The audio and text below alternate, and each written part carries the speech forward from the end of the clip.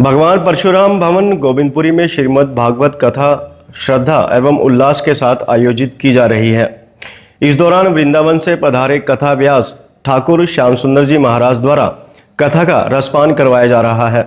भगवान परशुराम भवन गोविंदपुरी में आयोजित श्रीमद् भागवत कथा के दौरान कथा व्यास बरसाना से आए ठाकुर श्याम सुंदर जी महाराज ने कहा कि त्रेता द्वापर सतयुग में जो पुण्य हजारों वर्ष की तपस्या के बाद मिलता था, वही पुण्य कलयुग में केवल मात्र भगवान का नाम लेने से मिल जाता है।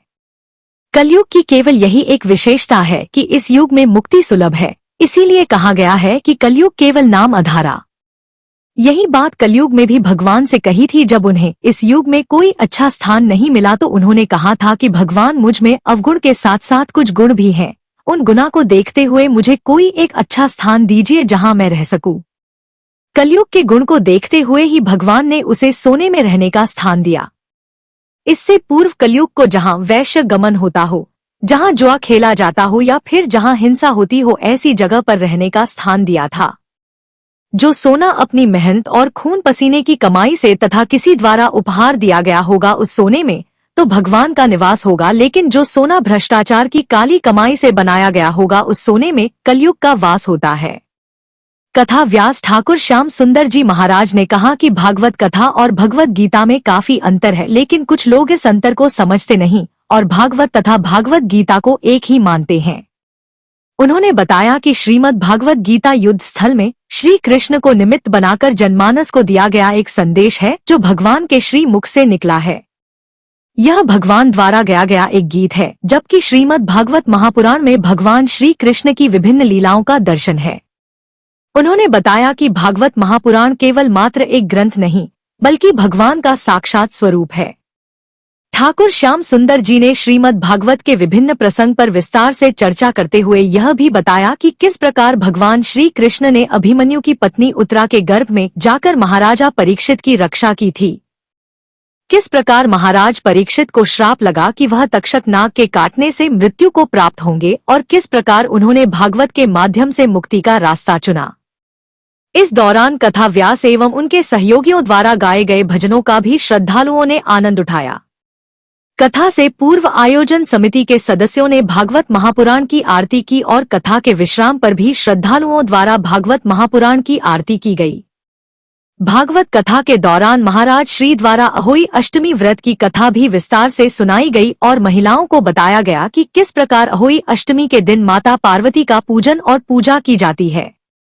इस मौके पर त्योहार के बावजूद भारी संख्या में महिला व पुरुष श्रद्धालु उपस्थित रहे।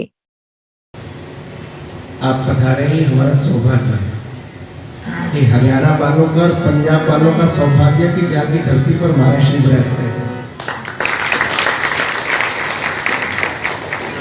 हम लोग तो प्राय पूरी दुनिया में चारों तरफ कथा के लिए जाना होता है, पर यमुनानगर की जब कथा फिक्स होती है तो मैंने त्यागी जी को ये कहा कि अपने महाराज जी जरूर आने चाहिए कथा में।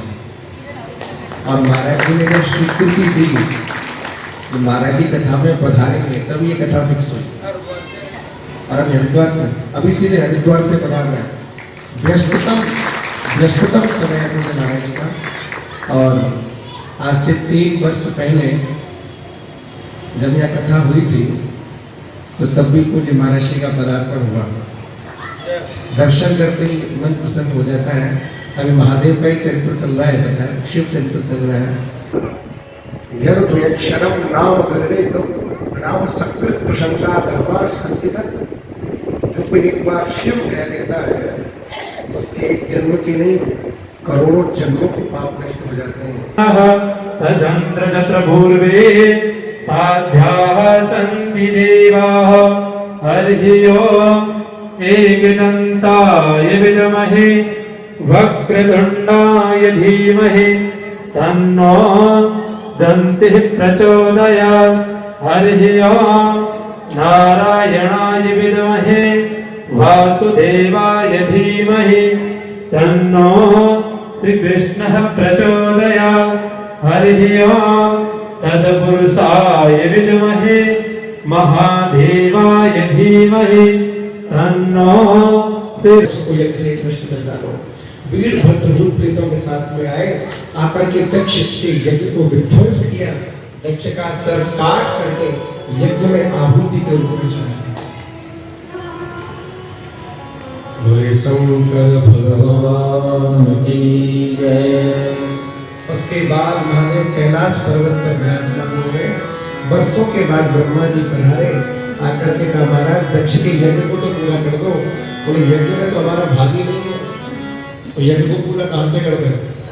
तो ब्रह्मा जी ने कहा भगवान ऐसते रुद्र भागोस्तु यदुच्छिष्टो भविष्यवै, यज्ञ में जो शेष रहेगा वो महादेव का हिस्सा होगा। जब ये बात निश्चित हुई तो भोलेनाथ पधारे दक्ष के यज्ञ में। अब बिना यजमान के यज्ञ कैसे हो? यजमान का धड़ तो पड़ा हुआ है दक्ष प्रजापति।